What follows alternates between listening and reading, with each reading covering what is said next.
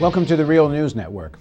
Is there an argument brewing in top U.S. military leadership in Iraq about whether the 16-month withdrawal plan of President Obama is realistic? And is this perhaps a reflection of an even bigger debate, whether to get out of Iraq at all? I'm joined now by Gareth Porter, an investigative historian and journalist, to talk about this. Hi, Gareth. So let's start with the argument about 16 months versus 23 months. Who's saying what, and what is this about?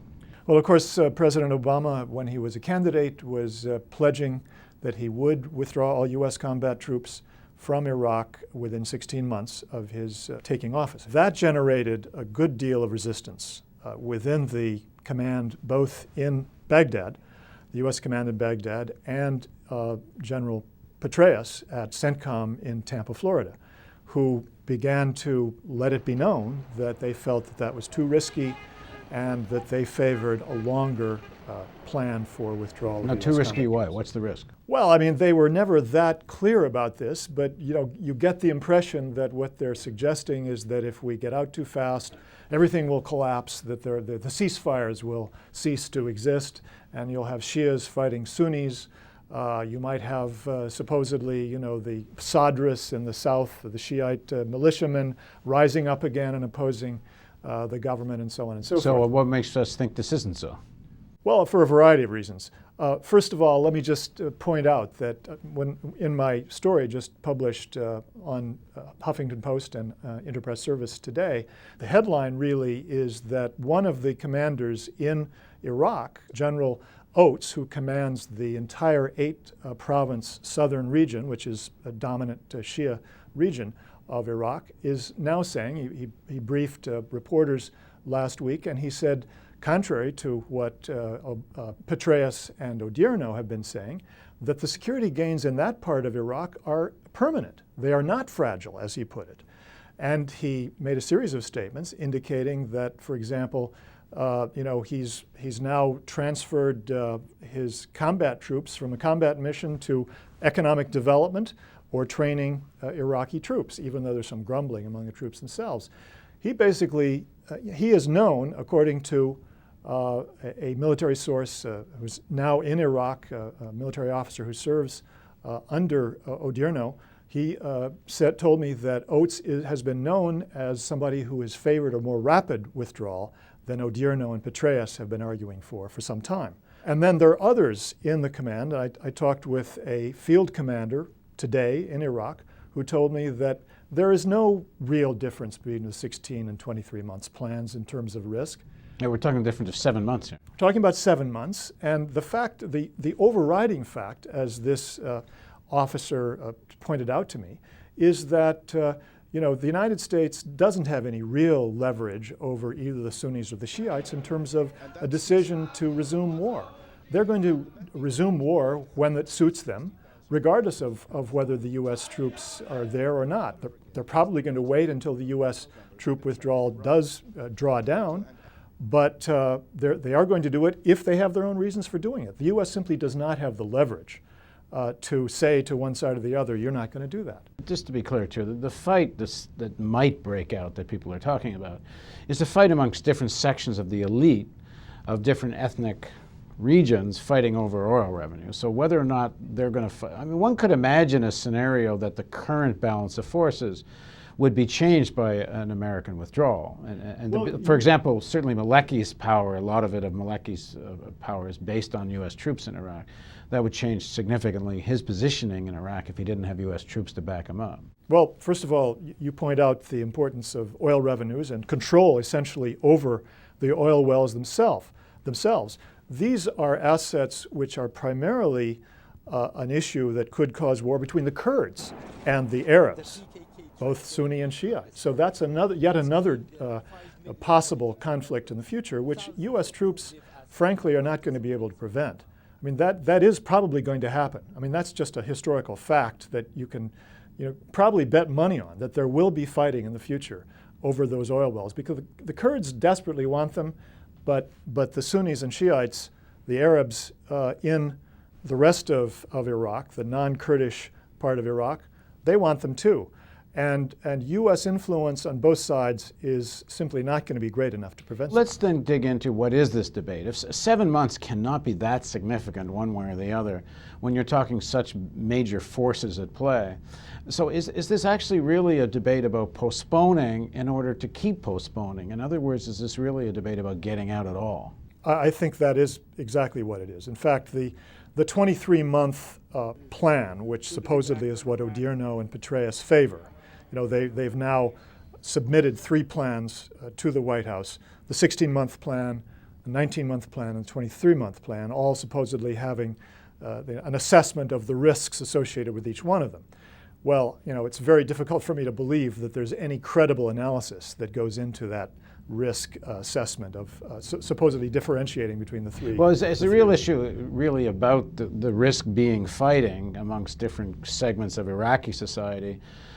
Or is it really about that a withdrawal of the U.S. forces may give rise to new political forces coming into dominance in Iraq that aren't so friendly with the United States? Well, I think it is the latter. And of course, the reality is that unless the United States is going to stay there permanently, that's a problem we're going to have to face. That's a reality which we will have to face.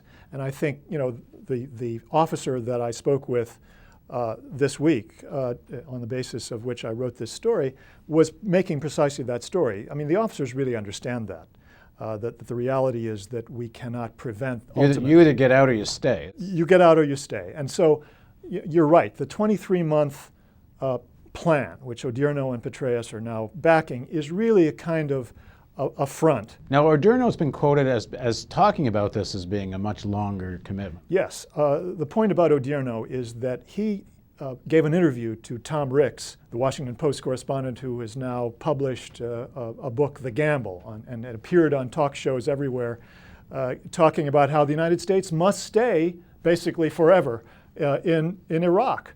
A large part of the reason why he's saying that is because Odierno has been saying that to him. And his last interview with the Odierno was last November, just before the election, in which Odierno said, look, we're going to need to stay here well beyond 2011. And when he was asked how many troops you'd like to have past the 2011 date, he said, I would like to have a force of 30 or 40,000 troops in 2014 or 2015.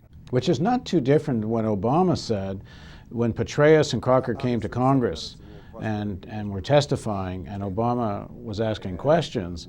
He actually used those numbers. He said, could we more or less hold the status quo with about 30 or 40,000 troops?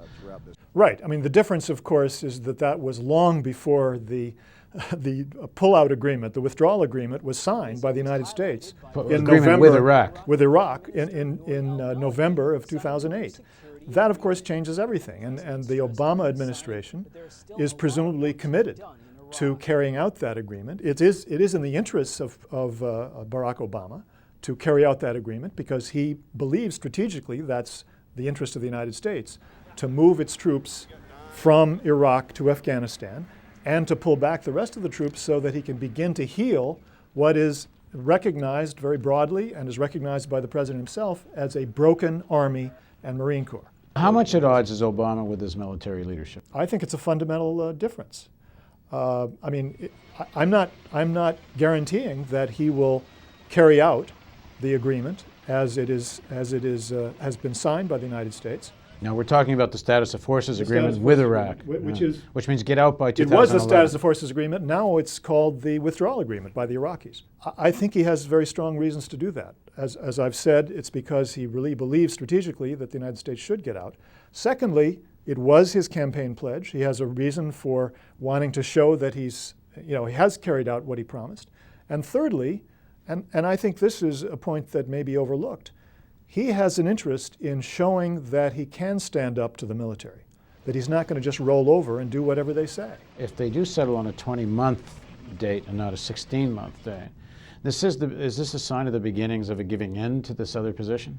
Well, I think it would represent a concession to the military by Obama. And if he does not see the rationality of it, which I suspect he won't, then I think it would be recognized as a sign of weakness. And when does he have to make this decision? well, he doesn't have to make it. There's no deadline for him, but I think he does feel the need to get this ball rolling. So I think he's going to make it very early in March. Thanks for joining us. Thank you. Thank you for joining us on the Real News Network.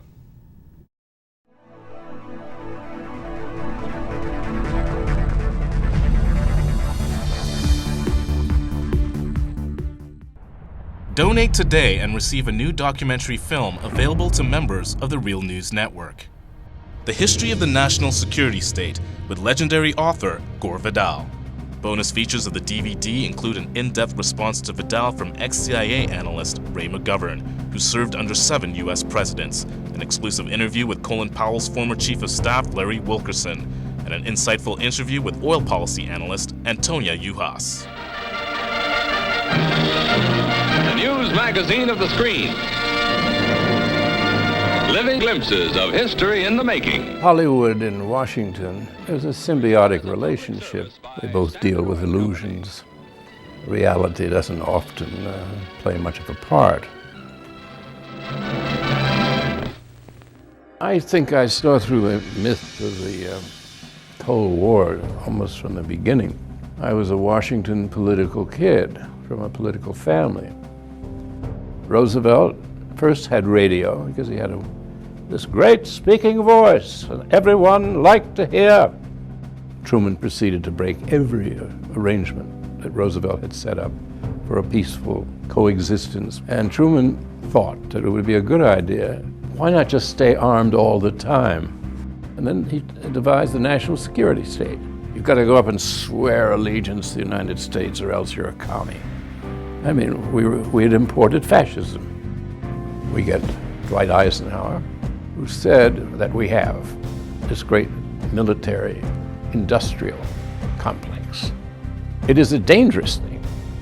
And he said this is going to change everything. And the way our country's governed is going to change us politically. Along comes Jack Kennedy, who wanted to make his mark, believed in the Cold War. But he said in this kind of politics, it is the appearance of things that matters. I think everybody should take a sober look at the world about us. The national security state still exists, only it isn't communism anymore, it's terrorism. This is the most serious thing that has happened in the history of the United States. Knowledge is power. We need an honest news system. We need the Real News. This is the sort of thing we can build right now without anyone else's permission from the government or from the business community. It's the power's in our hands. If we're not going to sleepwalk into more wars, we think we need to start with a television news network that won't bow to pressure and has the courage to seek facts. And that means independent economics. And that's why we need you. Make a tax-deductible donation now of at least $10 a month or a one-time give of at least $75. As a thank you for your support, we will send you the new documentary film, The History of the National Security State.